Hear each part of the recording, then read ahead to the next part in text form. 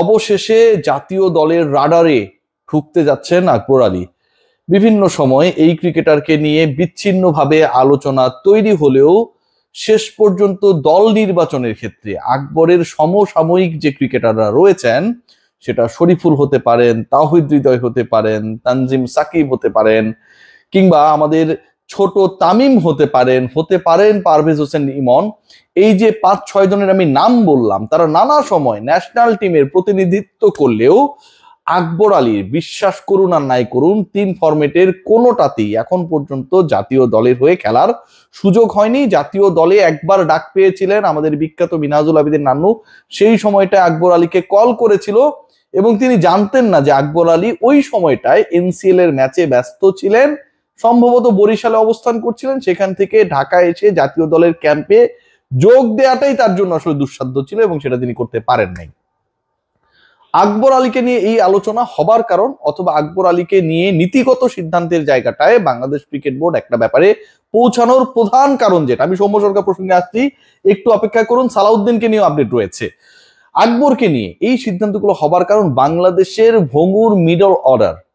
আপনারা যদি বাংলাদেশের সেই যুবাদের কীর্তিটা একটু খেয়াল করে দেখেন, বাংলাদেশের আইসিসি লেভেলে একমাত্র চ্যাম্পিয়নশিপ যেটা, সেটা অনূর্ধ্ব 19-এর বিশ্বকাপ জয়। সেই ম্যাচটায় আকবর যে ইনিংসটা খেলেছিলেন, 30+ ইনিংসটা, অপরাজিত থেকে বাংলাদেশকে যেভাবে জিতিয়েছিলেন, যেভাবে ড্যামেজ কন্ট্রোল করেছিলেন একলা ব্যাট হাতে, সেই আকবর আলীকে, সেই আকবর আলীর ভূমিকায় জাতীয় দলে কাউকে প্রয়োজন, এবং সেই কেউটা কেউ হতে পারেন নাই।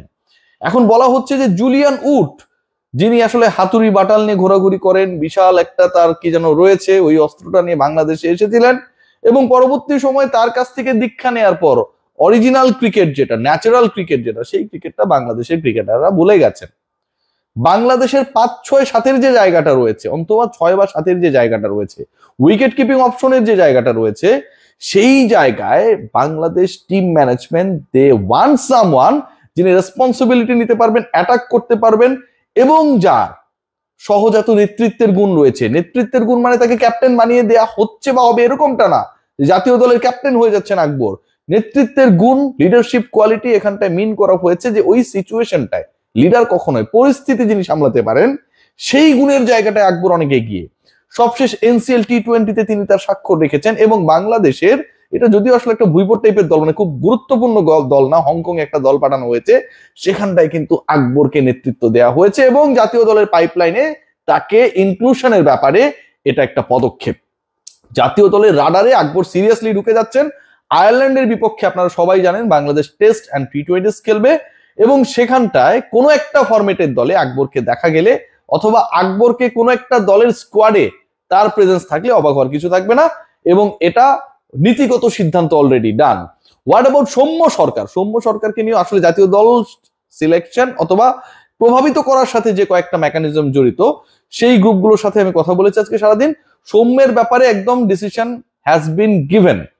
সিদ্ধান্তটা হচ্ছে, ওয়ানডেতে যে সৌম্য সরকার লাস্ট ম্যাচেও 90+ ইনিংস খেললেন এবং সেঞ্চুরি বঞ্চিত হয়েছেন, এটা তার ব্যাড লাক।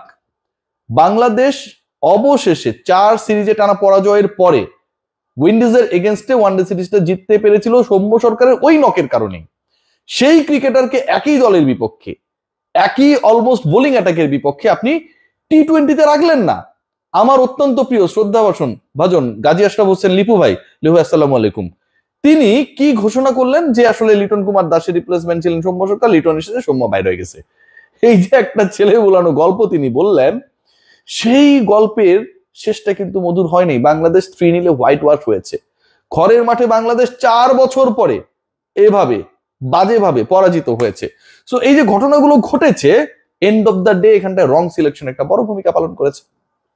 সৌম্য সরকারকে টি20-তে নিয়মিত স্কোয়াডে রাখার ব্যাপারেও একটা সিদ্ধান্ত হয়েছে, লাইক আকবর আলী, যে আকবর আলীকে এখন জাতীয় দলের রাডারে আমরা চাই। হিসাব সহজ, আকবর আলী ন্যাশনাল টিমের 16 সদস্যের দলে থাকবে সামনের থেকে, হিসাব সহজ।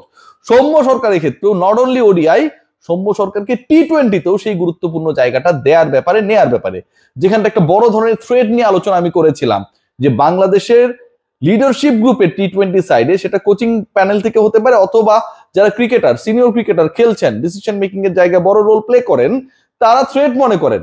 সৌম্য সরকারের কোয়ালিটি, অ্যাবিলিটি, স্কিল নিয়ে আসলে কারো কোনো ধরনের সংশয় নেই। সৌম্য যদি এখন ধরেন ওপেনিং ওর নাম্বার 3-তে দাঁড়িয়ে যায়, তাহলে কারো কারো কিছুটা হলেও তাদের জায়গাটা ধরে রাখাটা ডিফিকাল্ট হয়ে যেতে পারে। এই যে একটা সংশয় আর ভয়, সিন্ডিকেট সৌম্যকে ইন করানোর ব্যাপারে সেই ভয় আর সংশয়ের কারণে শেষ পর্যন্ত দূরে ঠেলে দিয়েছে আমিরুল ইসলাম বুলবুলের ক্রিকেট বোর্ড। অবশেষে সৌম্যের ব্যাপারেও they are going to take a very strict and logical decision that will be clear. আপনারা সবাই জানেন যে ক্রিকেট অপারেশনস এর চেয়ারম্যান নাজমুল আবেদিন ফাহিমের ক্ষমতা কমানো হয়েছে।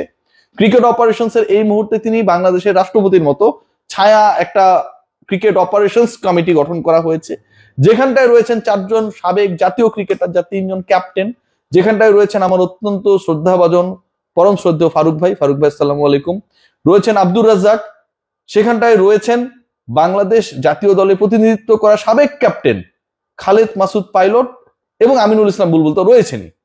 তো এই যে 4 জন রয়েছেন, এই 4 জন আলটিমেটলি ক্রিকেট অপারেশনসকে বাধ্য হয়ে কন্ট্রোল করবেন। লাগাম না টানলে, নাক না গলালে আসলে ক্রিকেট অপারেশন যেভাবে গোলে মেল্টেড হয়ে পদ্মা থেকে বুড়িগঙ্গায় তারপরে হচ্ছে বঙ্গোপসাগরে মিশে গেছে, এটা ভাই মেনে নেওয়া যায় না। বাংলাদেশ দলের ব্যর্থতার প্রধান কারণ ক্রিকেট অপারেশনসে আপনি যোগ্যতম মানুষকে বসাতে পারেন নাই। মানেন আর না মানেন, এটাই সত্য, এটাকে মেনে নিতে হবে।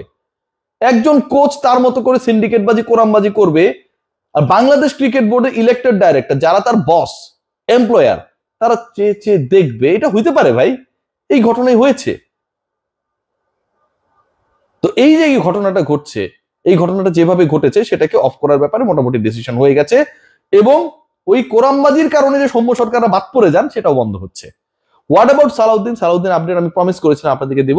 সালাউদ্দিনের জায়গায় মানে সিনিয়র অ্যাসিস্ট্যান্ট কোচের যে পোস্টটা, সেটা ডেভিড হ্যামকে দেওয়ার একটা পরিকল্পনা বাংলাদেশ ক্রিকেট বোর্ড অলরেডি করে ফেলেছে। সিরিয়াসলি এই আলোচনাটা খুবই স্ট্রিক্ট। ক্রিকেট বোর্ডের মোটামুটি মানে ক্লাব ক্যাটাগরির অলমোস্ট অল ডিরেক্টরস, জেলা বিভাগের যে প্রফেশনাল ডিরেক্টর যারা রয়েছেন, তারা সবাই এই মোহাম্মদ সালাউদ্দিনের উপরে বিরক্ত।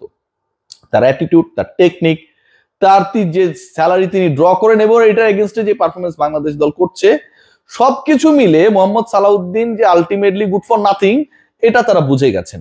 এবং আগামীকাল ক্রিকেট বোর্ডের আপনারা জানেন মহা গুরুত্বপূর্ণ সভা রয়েছে, যেখানটা বিপিএল এর টিম সম্পর্কে আমরা একটা আপডেট পাবো। সেই সভা শেষে মোহাম্মদ সালাউদ্দিনের ভাগ্য কোন দিকে যাচ্ছে সেই ব্যাপারেও আমরা একটা ক্লিয়ার ইন্ডিকেশন পেতে পারি। সাউথ আফ্রিকা এবং অস্ট্রেলিয়া, এই দুই দেশের নাগরিকত্বর অধিকারী 2 জন স্কিল কোচের, রিনাউন্ড কোচের সাথে ডিসকাশন চলছে বাংলাদেশ ক্রিকেট বোর্ডে রাইট নাও। এবং ব্যাটে বলে হলে আয়ারল্যান্ড সিরিজেই নতুন ব্যাটিং কোচ যোগ দেবেন, এটাও মোটামুটি final. So overall the discussion is like that. Akbar Ali, finally Akbar Ali is getting preference from Bangladesh cricket board, এবং Akbar Ali is going to be the part of the national side very soon. এ ব্যাপারে নীতিগত সিদ্ধান্ত হয়েছে। সৌম্য সরকারের এগেনস্টে যে কোরামবাজি, গুটিবাজি, বিভিন্ন কারসাজি চলেছে, সেটা অফ হচ্ছে সৌম্য সরকারকে টি-20 দলে নিয়মিত করানোর ব্যাপারে, এবং পরের বিশ্বকাপেই সৌম্য সরকার যেন আসলে তার এক্সপিরিয়েন্সকে কাজে লাগিয়ে বাংলাদেশকে ভালো কিছু দিতে পারেন, সেই ব্যাপারে একটা সিদ্ধান্ত হয়েছে। And the third point, Mohammad সালাউদ্দিনের ব্যাপারেও সিদ্ধান্ত ডান। ডেভিড হ্যামকে প্রমোট করা হবে, সালাউদ্দিনকে সরানো হবে। অস্ট্রেলিয়া এন্ড সাউথ আফ্রিকা থেকে যোগ্য ব্যাটিং কোচ বাংলাদেশ দলের কোচিং বহরে খুব দ্রুতই ইনক্লুডেড হবে বলে আমার কাছে খবর রয়েছে। Let's see what happen. But যে আলোচনাটা করলাম ভেরি পজিটিভ। এই ধরনের ডিসকাশনস থেকে যে আউটকামটা আমরা আসলে খোঁজার চেষ্টা করি, বুলবুলের বোর্ড যদি সেটা গ্রহণ করে, তাহলে আমার কাছে মনে হয় যে অনেক ধরনের বিতর্ক থেকে রানিং ক্রিকেট বোর্ড মুক্ত হতে পারবে।